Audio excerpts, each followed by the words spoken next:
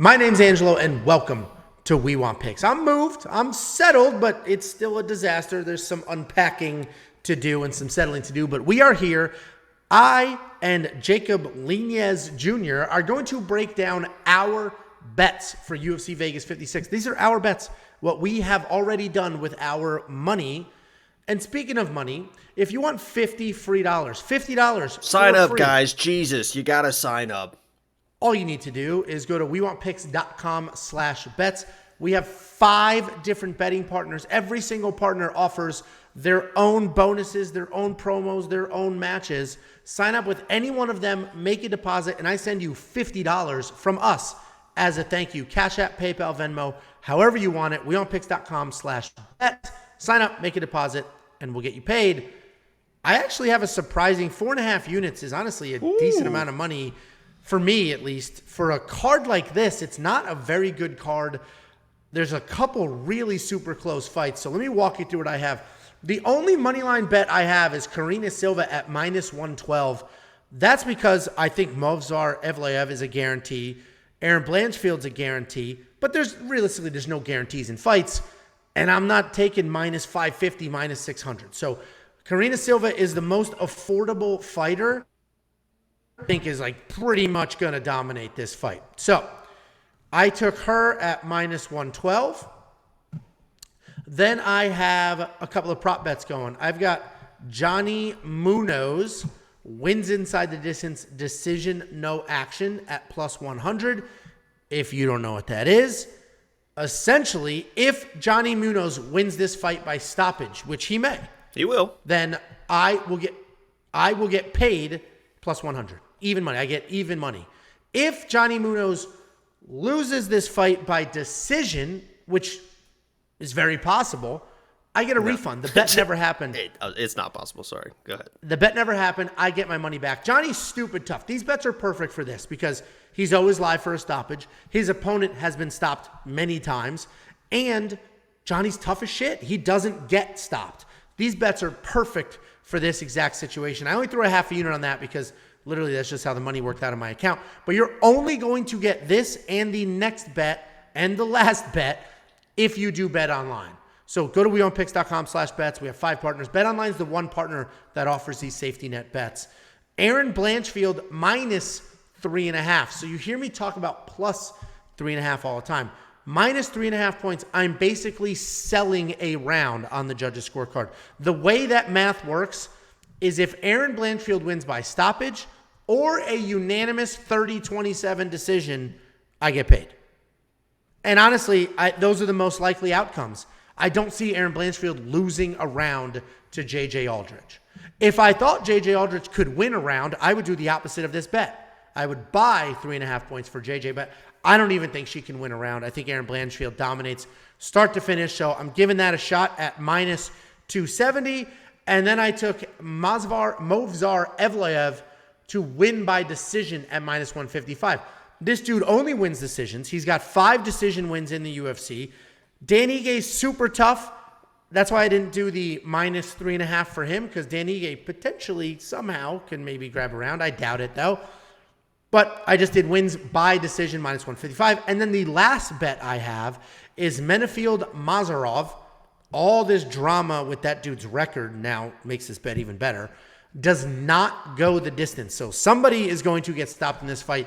I took that at -350. -350 might seem like heavy odds, but if you watch the breakdown video I did with Chris Riley where we talk about probabilities, -350 converts to a 77% probability. So do you think that fight does not go the distance 77% of the time? I think that fight does not go the distance 97% of the time. Therefore, a -350 bet is actually pretty sound. So I've got that as well. So I've got 4.5 units going. Frankly, I feel like all of these are going to hit. I'm not worried about any of them. But because the worst case scenario for me is Johnny Munoz. Those are famous last words. I know. It's going to be a bad week. But the scariest one here, it's not even scary, is Johnny Munoz loses, because I do think he loses. I picked the other side of that fight, but I'll just get a refund there. So, Jakey boy, why don't you walk us through the chaos that is your bets this week? This is actually pretty tame for me. I think So we there's get only to the like next slide. well, yeah, the next slide is a little bit of a flyer, so that'll be a lot of fun. Start off with Jeff Molina as a money line bet. I know that you kind of are on the Zalgas side because of the wrestling abilities of Zalgas. I actually love Jeff Molina in this fight. No, and I that's didn't why pick I put, Zalgas. no, but you're high on his wrestling abilities. Oh, yeah. I said he's live, but I didn't pick him. Yeah, go ahead. Right, but a lot of not a lot of people, but even the lock of the week video. I do a lock of the week video on Wednesday. Some people are picking Zalgas. I love Jeff Molina in this fight. His chin has been proven to be tough enough for the big shots that Zalgas will throw, and if he gets taken down, he has shown the ability not only to get back to his feet, but the what's the word I'm looking for? The urgency to get back to his feet. He has urgency. I thought you were joking. I was waiting for some stupid. No. Yeah, no. He has urgency. You can tell. It's like he wants to get back to his feet immediately because that is where he thrives. He's a very technical fighter, and he doesn't throw all power. If he's like one of those big guys that just looks for knockouts only, those guys can get in trouble. He doesn't look for knockouts. He'll sit on punches every once in a while, but this should be, in my mind, an easy decision for him. Just dance around, piece him up, stuff the takedown. So that's why I put 1.81 units on Jeff Molina. Basically, to get a full unit back is how that math plays out. The next one is a money line bet, again, to get a full unit back on Benoit Saint Denis. And he showed in his last fight how tough he is. He had a little bit of a gas tank issue, but he didn't get finished. He was getting beat on a little bit, and some people worried about like maybe this is like the Gagey beating on Tony Ferguson. Maybe he broke him. It wasn't that bad of a beating, right? He was getting beat on and whatever, but he showed in the first round how good he can be, especially in his wrestling. Hopefully he can put some strikes to get to his wrestling. A lot of times when you watch him fight, he's either striking or wrestling. I'd like to see him kind of mix it up a little bit, not mess around too much on the feet, right? Get to the grappling, but use kind of those strikes to hide the takedowns. I think he is able to do that in the fight and dominate that fight, and that's why I put the 1.55 units to get a unit back at the minus 155. Next is Alex De Silva. I was actually very surprised. I was going to place this bet. I could not believe that this was plus money, let alone plus 145, because Alex De Silva is a guy that has 24 fights, 20 finishes and wins, and only been finished one time in losses. So he has 3 losses, been finished one time. That was by submission. So this guy is a finisher, and when he loses, doesn't really get finished that often. He doesn't lose that often, but when he loses, it's not like he's getting flatlined or submitted all the time. So this is the same bet that Angelo was talking about earlier with the Johnny Munoz Jr. bet.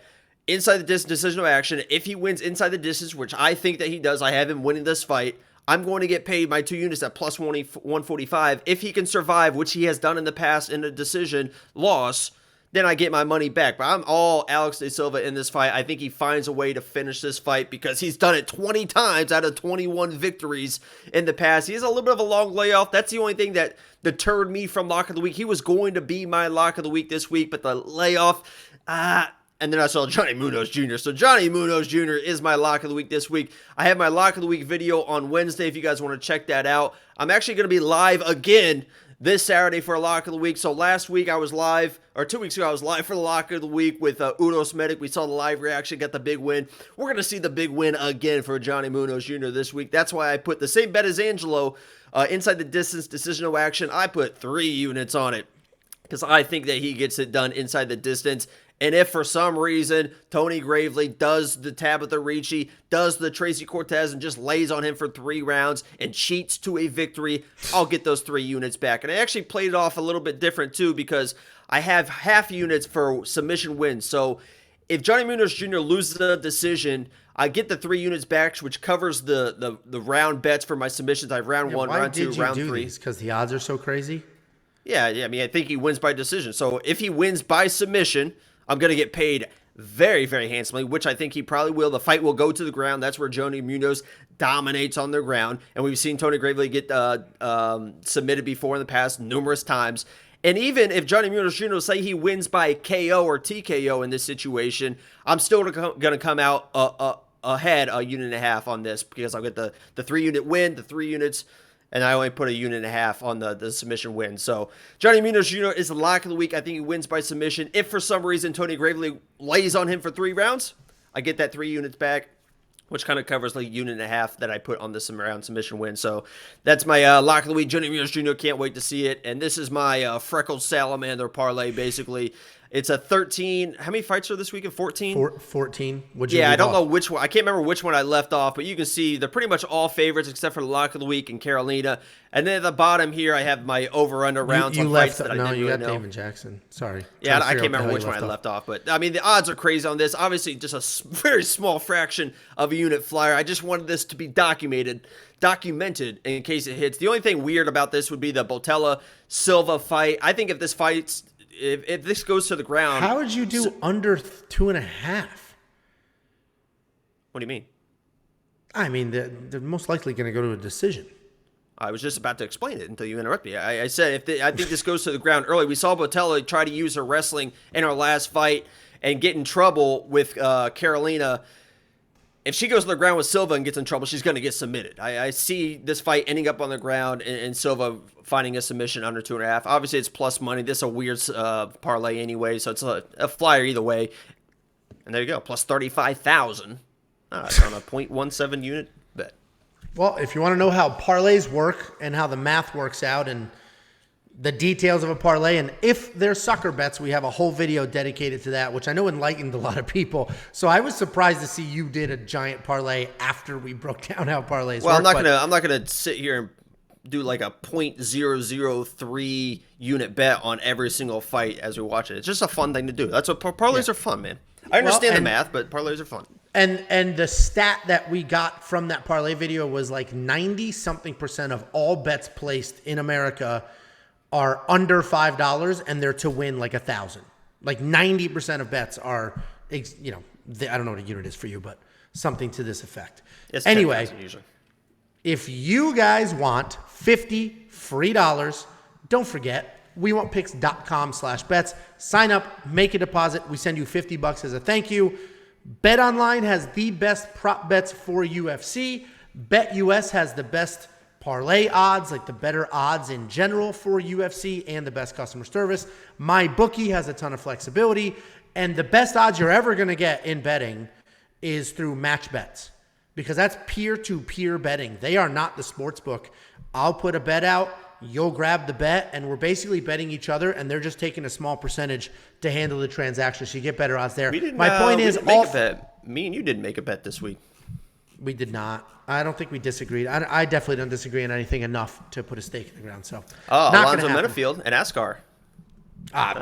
What idiot's going to pick a side in that fight? You? Okay. Yeah, I'll take Askar. If you want Alonzo, I'd take him. I actually, all the drama with Askar's record and stuff, really people bet Alonzo heavy. So Askar's now like a +2 something. If he was so then I was like, let me do Askar inside the distance, because at the end of the day, so one of these guys is going out. But the inside the distance, the knockout, all that stuff was exactly the same as just his money line. Yeah. And I was like, it's not worth it. If it was +3, we're going to see, and don't forget, all these bets will be 4 weigh-ins, guys. We're about to see what the weigh-ins look like and see how Askar looks. We already saw some pictures before he was cutting weight, so it could be interesting today. Listen, the dude's 100%. I did this last week in my Quick Picks video. The dude's a little saucy, all right? Jacked to the gills, gets a UFC contract, has to sit out a full year. Now he's about as soft as I am.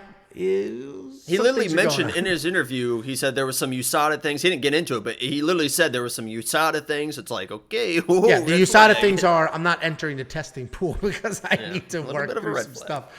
Anyway, guys, 50 free bucks. WeOnPicks.com/bets. And Jacob, we'll see you Saturday live for the fights.